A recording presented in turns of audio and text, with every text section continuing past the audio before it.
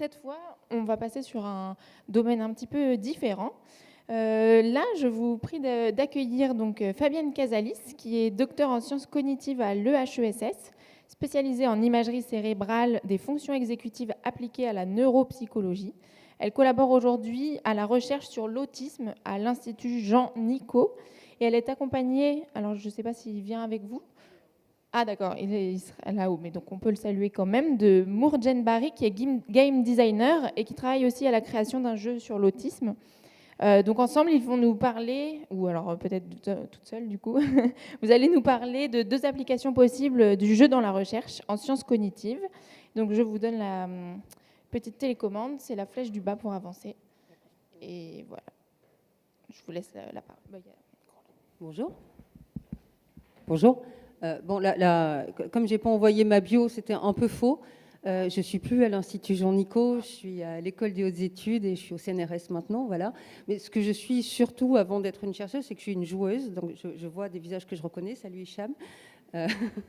Et ça fait plus de 30 ans. Et donc là, on avait l'opportunité de mettre dans la recherche nos convictions sur ce que le jeu peut véritablement apporter et passer à un niveau supérieur de ce qu'on voit faire beaucoup et qui nous désole un petit peu, qui est ce que les gens appellent la gamification, et qui souvent donne des mises en application qu'on ne trouve pas du tout ludiques. C'est que oui, ça ressemble à un jeu, oui, c'est construit comme un jeu, mais ça n'a pas du tout le goût du jeu en vérité. Et en fait, on s'ennuie très très vite. Et donc nous, on avait envie de mettre du jeu vidéo, enfin du jeu, le principe du jeu dans la recherche, en s'appuyant sur ce que le jeu a de propre, c'est-à-dire l'aspect ludique du jeu. Donc on va vous présenter 2 applications. Une qui est spécifiquement dans la recherche sur l'autisme, qui est qu'on veut s'appuyer sur justement cette appétence pour le ludique pour étudier ce que les personnes peuvent produire mentalement. Donc les sciences cognitives, c'est qu'on étudie les fonctions mentales et ce qu'on veut mesurer, c'est ce que les gens sont capables de faire avec leur cerveau. Donc l'objectif, je ne sais pas s'il y a un truc. Ok. En bas, ce qu'on voit, c'est que l'objectif du programme de recherche est un objectif assez ambitieux. Je ne sais pas combien de gens dans la salle sont familiers avec l'autisme en général. Je ne sais pas si vous avez un niveau de familiarité élevé, levez la main, ça me donnera une idée. Voilà. Alors, il se trouve que dans le monde du jeu, excusez-moi, mais moi, je vois beaucoup de gens qui sont sur le spectre autistique. C'est un bon endroit pour que les personnes autistes viennent se réfugier parce que c'est très rassurant. Il y a des règles qui sont explicites. On sait comment se comporter. Le comportement autour d'une table de jeu est très, très ritualisé. Donc, c'est un environnement où beaucoup de personnes autistes viennent se réfugier parce qu'elles y sont à l'aise et elles peuvent produire des choses de bon niveau. Ce qui m'intéresse avec l'aspect ludique du jeu, c'est que ça va mobiliser les fonctions mentales à leur maximum. Pourquoi ? Parce que la personne est très motivée. C'est-à-dire, si le jeu est réussi, si on a envie d'y jouer, la motivation est quasiment à son maximum et ça va nous permettre de mobiliser toute notre mémoire de travail, toute notre mémoire visuelle au maximum parce qu'on a très envie de réussir le jeu. Voilà. Donc ça, j'appelle ça la cognition optimale. C'est un concept qui n'est pas trop développé. Et la cognition optimale, elle vient avec un autre concept, qui est le concept d'environnement capacitant. C'est qu'il y a des environnements où on va donner le maximum de ce qu'on a à donner parce qu'on n'est pas bloqué par l'environnement, et au contraire, on est stimulé par l'environnement. Il se trouve que l'environnement du jeu est un environnement capacitant, à condition que ce soit un jeu qu'on aime, bien entendu, et qui soit bien réussi et qu'on a envie d'y jouer. Puisque l'environnement capacitant va mobiliser la fonction cognitive la plus importante à nos yeux, qui est la motivation. Et une fois que la motivation, elle est là, tout le reste va se dérouler de manière quasiment naturelle. Et ce qui nous intéressait là-dedans, c'est que autant chez les autistes que chez les pas autistes, en fait, il y a une immense variabilité des fonctions cognitives. Déjà, d'une personne à l'autre, c'est évident, mais même pour une même personne, vous l'avez remarqué pour vous-même, c'est-à-dire qu'on n'est pas tout le temps au top de ce qu'on peut produire. Il y a des moments où, alors qu'on sait qu'on a une bonne mémoire, on n'arrive pas à retenir. Par exemple, on joue une partie de mémoire avec un gamin de 5 ans, on se fait rétamer. C'était pas le bon jour. Effectivement, on avait une mauvaise semaine, c'était le vendredi soir, et c'est pas le bon jour pour la mémoire. Il y a des moments, au contraire, on est à fond dans nos capacités, on sent qu'on est bien, on est dans le flow, quoi. Et c'est ça qui nous intéresse, parce que nous, ce qu'on veut faire à terme, c'est d'arriver à mesurer ce que les personnes autistes sont capables de faire, que les personnes non autistes font moins bien. C'est quelque chose qui est très peu étudié, qui est très peu recensé. Or, on sait que dans la population autiste, il y a des talents spécifiques, des talents particuliers qui ne sont pas du tout mis en évidence. Et donc, notre hypothèse, c'est que c'est grâce au jeu qu'on va réussir à les mettre en évidence. Donc le modèle que je propose, bon, ça c'est une version un petit peu simplifiée, c'est qu'en gros, on irait taper dans 3 types d'intelligence.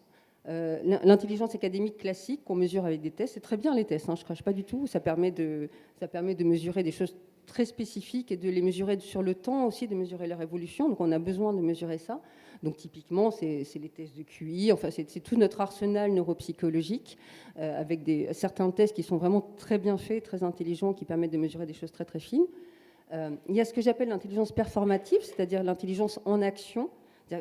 Qu'est-ce que les gens sont capables de produire dans un environnement le plus adéquat et le plus stimulant possible, donc typiquement dans l'environnement du jeu. Et puis après, il y a un troisième niveau, que j'en suis pas encore à ce niveau de test, mais on essaie de l'introduire d'ores et déjà dans notre travail, ce que j'appelle l'intelligence élatée, c'est-à-dire que c'est l'hypothèse que dans un environnement qui est beau, qui va taper dans les critères esthétiques, là on va atteindre encore 1 degré de plus dans ce que les gens sont capables de produire. Et pour tous ceux qui sont des experts du jeu, vous avez bien remarqué que quand un jeu est beau, quand le plateau est beau, quand les dessins sont beaux, la réalisation est belle, le jeu, la partie se déroule mieux, les gens sont encore plus contents. Voilà. Donc ça, c'est les 3 niveaux qu'on essaye de regarder. On a fait tout ça un petit peu à l'arrache, hein, donc pardon si c'est pas très clair. N'hésitez pas à m'arrêter. Donc où on en est pour l'instant, on est en train de produire notre premier jeu, donc c'est notre preuve de concept. Comme on voulait montrer quelque chose sur lequel les enfants autistes ont a priori des talents plus élevés que les enfants non autistes, on est allé taper dans quelque chose d'informatique. Donc on a fait un petit jeu d'algorithmique où c'est un personnage qui doit aller d'un point A à un point B, et le joueur, donc c'est un jeu vidéo, le joueur lui doit indiquer, ben voilà, tu fais 3 pas en avant, 2 pas sur la gauche, 3 pas en avant, 3 pas à droite, 3 pas en arrière, et puis après on met des petites conditionnels, on met des parenthèses, donc on complique le degré d'algorithme à produire. Et notre hypothèse, c'est que les enfants qui sont autistes vont avoir des meilleurs résultats que les enfants non autistes à ce type de jeu. On a choisi ça par facilité, parce que quand on fait une preuve de concept, il faut blinder nos arrières. C'est typiquement les jeux qui sont utilisés pour recruter les gens à l'entrée des écoles informatiques, notamment c'est le jeu qu'ils utilisent à l'entrée de 42. Donc c'est bien parce que ça nous dit que ça mesure véritablement les capacités informatiques, et c'est d'autant mieux que derrière eux, ils ont leur database avec leur jeu de données sur des milliers d'étudiants qui vont nous permettre de faire une comparaison avec des experts de l'algorithmique. Donc sur le plan de l'analyse des données, ça sera bien. Donc le concept derrière, c'est le concept de flow psychologique. Le flow psychologique, c'est qu'on est dans cette situation que tout le monde souhaite, que tout le monde aime, où on a l'impression d'être au top de nos capacités. C'est-à-dire qu'on sait qu'on fait un travail qui demande beaucoup de concentration, mais on y arrive bien, on est productif. L'exemple typique du flow, c'est l'écrivain qui, après avoir peiné pendant plusieurs jours sur sa page blanche, tout à coup, il a l'inspiration et il se met à écrire sans discontinuer, et il sait que ce qu'il fait est excellent. C'est ça, c'est que quand on est en flow, on sait que ce qu'on fait est de très très bon niveau, on sait qu'on est au top de ce qu'on peut faire. C'est cet état-là qu'on cherche à produire.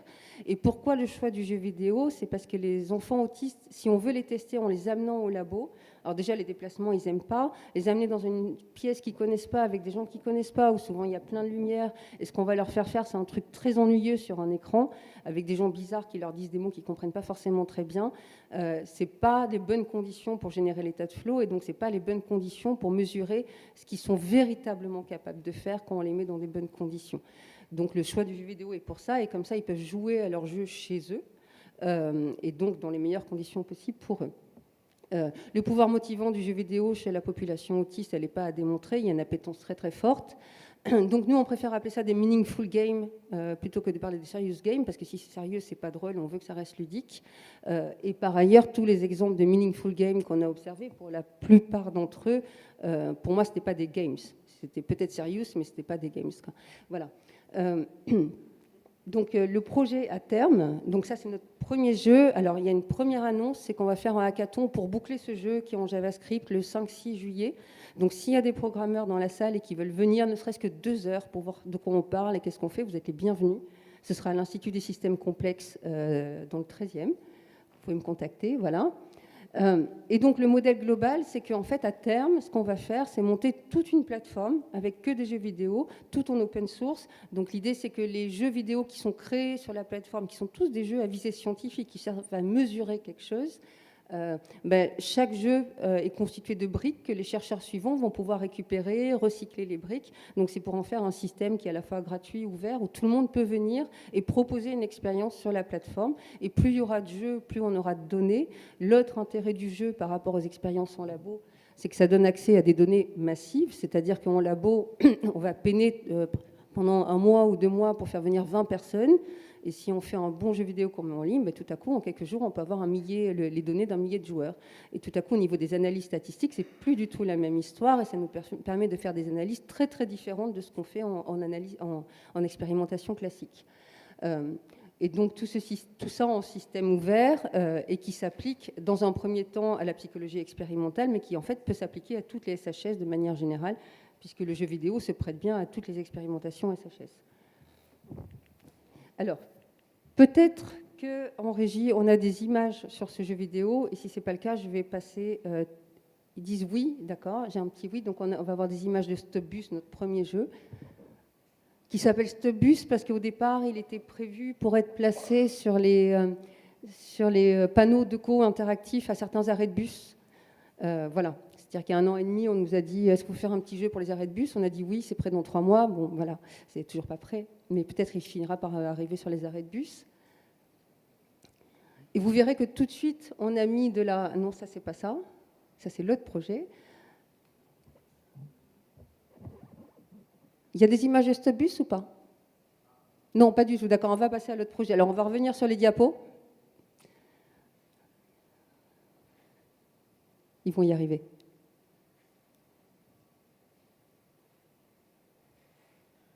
Bon, ce que je voulais dire, c'est que dans Stopbus, on a mis tout de suite des vraies images artistiques. C'est des artistes qui ont fait les dessins, c'est pas des graphistes de jeux vidéo. Et là, il y a une dimension supplémentaire qui tout de suite fait que le jeu est très très prenant parce qu'il y a une dimension onirique, poétique qui est vraiment très présente. Donc, deuxième projet, donc ça c'est comment on utilise l'aspect ludique dans la psychologie expérimentale et comment ça peut être un outil phénoménal pour nous mesurer des choses auxquelles on n'a pas accès d'habitude. Deuxième projet, c'est l'inverse. On s'est retrouvé face à une demande qui était qu'on avait un groupe de 12 jeunes gens de 12 à 18 ans en Seine-Saint-Denis qui ont été exclus de tous les systèmes scolaires, donc qui sont déscolarisés pas parce qu'ils sont absentéistes ou parce qu'ils ne veulent pas, mais parce qu'en fait, aucune école ne veut d'eux et ça fait plusieurs années. Donc c'est des enfants qui, d'une certaine manière, n'existent pas.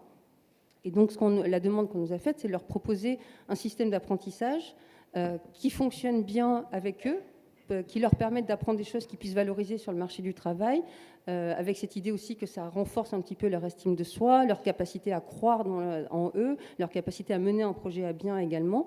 Et donc, ce qu'on s'est dit, c'est très simple, c'est des jeunes gens, donc a priori, ils aiment bien le jeu vidéo, mais on va leur proposer de monter un jeu vidéo ensemble, sachant que, comme c'est un public très particulier, en fait, notre point de départ, c'était de leur laisser le maximum de liberté possible et de nous considérer, nous, les adultes, comme des accompagnateurs, c'est-à-dire d'écouter leurs propositions, de leur dire, bon, voilà le type de proposition qui existe, quelle est la vôtre, d'écouter leurs propositions et de les conseiller sur les outils qu'ils pourraient développer pour atteindre leur but. Donc, ils ont choisi un jeu. Donc c'est une recherche-action, c'est une recherche qui est plutôt de la mise en application de ce qu'on sait en sciences de l'éducation, en sciences cognitives, et on l'applique et on voit les résultats et ça nous permet de corriger au fur et à mesure, qui travaille aussi sur la question de cognition optimale, c'est-à-dire que ce qu'on veut, c'est qu'ils soient extrêmement motivés. Et là, pour le coup, la motivation ne vient pas du ressort ludique, mais la motivation vient de l'empowerment, c'est-à-dire qu'en fait, pour la première fois de leur vie, c'est eux. C'est un programme qui est sur 2 ans, hein, et c'est eux qui ont entre les mains le programme. Donc c'est à eux, c'est pas à nous. Et le fait que ça leur appartienne, le fait qu'ils puissent se l'approprier, c'est un ressort de motivation qui est phénoménal pour ces jeunes gens à qui, en général, personne n'a jamais fait confiance. Et d'ailleurs, ils nous ont pas mal accroché là-dessus au début en disant mais vous dites que vous nous faites confiance mais on veut la preuve. Donc il a fallu qu'on prouve que c'était vrai, qu'on croyait en eux, et depuis qu'ils ont compris qu'on croyait vraiment en eux, et vous allez voir pourquoi on croit en eux, hein, c'est pas juste de l'angélisme, c'est que ce qu'ils font est très très bon. Depuis qu'ils ont compris qu'on croyait en eux, depuis ils décollent et ils font un excellent travail. Donc c'est un programme pédagogique innovant par plein de niveaux parce qu'en fait on a une totale liberté, vu que de toute façon ils sont laissés pour compte, on peut faire ce qu'on veut, du moment que quelque chose est fait, tout le monde est content, hein. Et le jeu qu'ils ont créé s'appelle Crash Island. Et donc, c'est là qu'on va avoir toutes nos belles vidéos à la régie, si vous pouvez les envoyer. Et Morgane, si tu peux descendre pendant que ça tourne pour présenter 2 minutes de ce qu'on fait. Donc, ils ont choisi le type de jeu. Ça aurait pu être un jeu sur table, ça aurait pu être un jeu de plateau. D'ailleurs, ils ont fait des jeux de plateau en début de programme.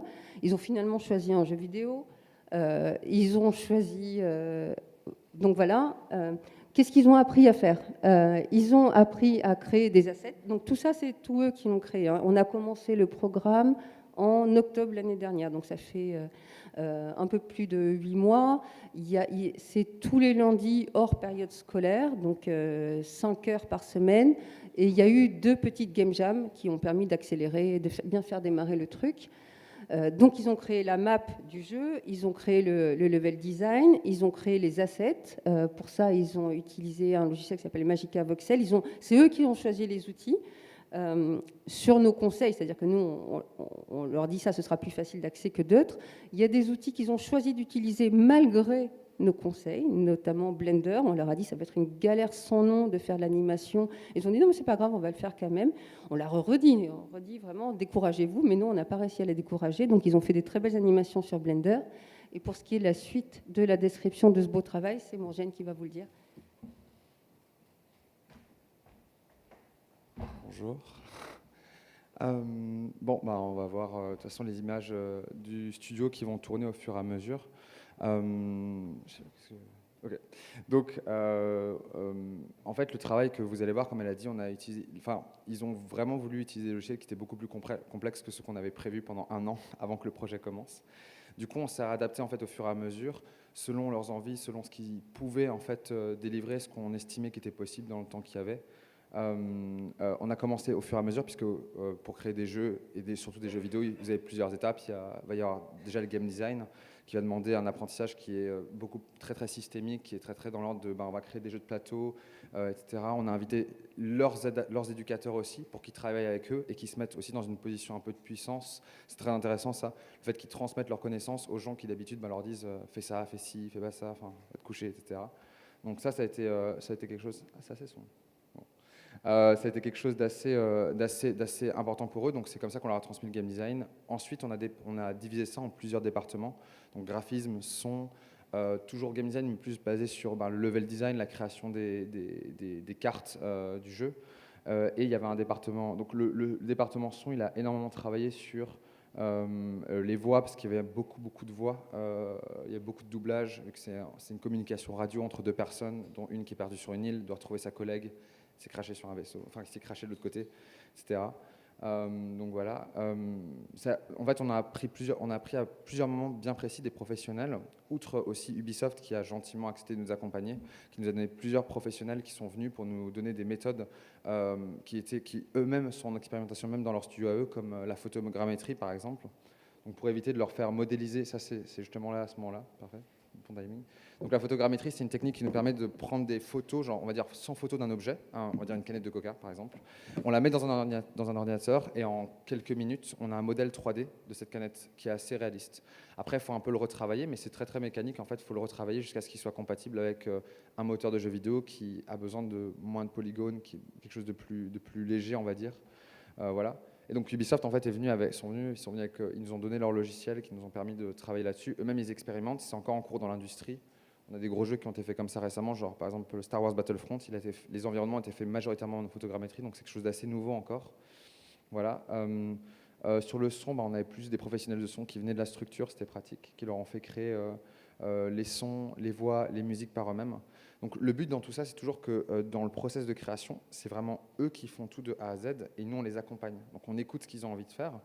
On donne bien sûr on est toujours un peu guide quand même en disant là ils avaient vraiment envie de faire au début un jeu où il y avait du tir et on les a amenés lors de la discussion. Alors expliquer que leur demander pourquoi est-ce que vous voulez tirer sur quelque chose, sur quoi on tire, etc. Jusqu'à ce qu'en fait on n'a même pas essayé de les décourager. En fait au fur et à mesure ils ont abandonné simplement l'idée. C'était là. En fait, on ne sait pas trop. On a envie de tirer, c'est tout. Et vous savez, c'est un peu les modèles de l'industrie qui se reflètent un peu sur eux. Et en fait, quand on creuse avec eux le pourquoi du comment et mécaniquement en game design, pourquoi est-ce qu'on va arriver là, finalement, ils abandonnent l'idée et ils passent à autre chose. Même si nous, ça ne nous dérangeait pas spécialement. Voilà. Donc, et on travaille en plus avec Unreal Engine, qui est, pour ceux qui connaissent, un moteur c'est le plus gros moteur ouvert en tout cas de l'industrie. Mais il a le grand avantage d'avoir un système de scripting visuel. Et donc là, quand même, pour être honnête, il y a quand même beaucoup de moments où on a dû, même si on leur fait écrire sur papier l'algorithme, etc., on doit quand même les aider à penser plus que pour les autres départements, comment arriver à faire la programmation. Parce que pour le coup, ça, on n'a pas encore trouvé, enfin, on est en train de travailler dessus pour l'année prochaine, mais on n'a pas encore trouvé une méthode suffisamment efficace pour leur donner ce contenu massif en si peu de temps. Pourtant, pour le reste, la modélisation, l'animation, le son, etc., même sur des logiciels compliqués comme Bandisys Cubase pour le son. Donc, du coup, ils doivent apprendre quand même à maîtriser un bon quart du logiciel, ce qui est assez énorme. Pour tout le reste, en fait, ça marche plutôt bien. Bon. Merci. Et donc, la conclusion sur cette partie-là, en fait, il y a deux conclusions. La première, c'est que c'est tous les lundis hors période scolaire à Saint-Denis, et on est extrêmement ouvert. On demande à ce que des gens viennent nous rendre visite, pour deux raisons. D'abord, parce que le point de vue d'un expert sur ce travail est forcément une amélioration. Et deuxièmement, c'est pour eux, c'est sur le point de vue pédagogique, que des gens extérieurs viennent et disent « Waouh, ça c'est bien ce que vous avez fait, vous pourriez améliorer ça, ça et ça, mais bravo, vous avez réussi ça et ça ». Pour eux, c'est le meilleur feedback qu'on puisse jamais leur donner. C'est-à-dire que le système éducatif qu'on a proposé, c'est un système sans notes, évidemment. Et des fois, ils sont un peu déprimés de voir l'écart entre ce qu'ils arrivent à produire et les jeux vidéo professionnels auxquels ils jouent sur leur téléphone. Et on leur dit, mais vous ne vous rendez pas compte, ce jeu professionnel, c'est une équipe de 30 personnes pendant 3 ans, qui sont payées à plein temps et qui ont été à des écoles où ils ont appris à programmer. N'empêche que voilà, chaque fois que des gens viennent et leur donnent un feedback sur la qualité de ce qu'ils ont fait et comment ils peuvent l'améliorer, pour eux, ça leur donne des boosts incroyables. Donc c'est humanitaire, venez, rendez-nous visite, dites-leur qu'ils font du bon boulot, dites-leur comment faire du encore meilleur boulot.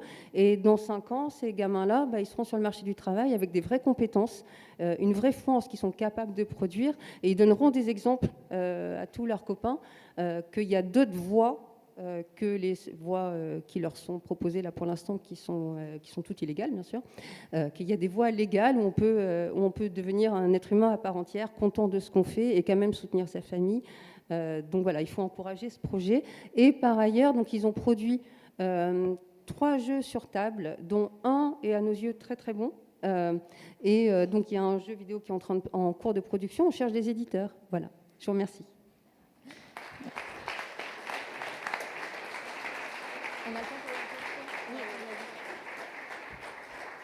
Merci beaucoup. Alors, on a le temps pour une question. Donc, si l'un d'entre vous a envie de poser une question, oui, je vois une main se lever.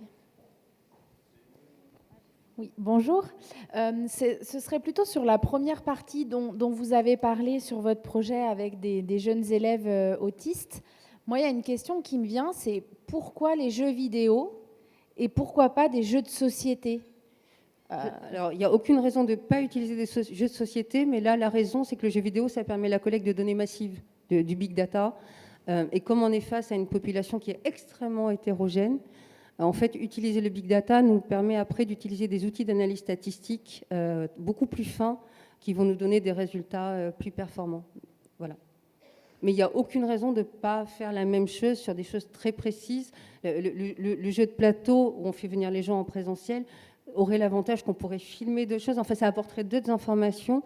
Mais là, en première phase du programme de recherche, on vise le big data parce qu'on a besoin de démontrer avec des chiffres très très clairs qu'on a compris quelque chose, Voilà. Merci beaucoup pour cet éclairage. Merci à tous les deux.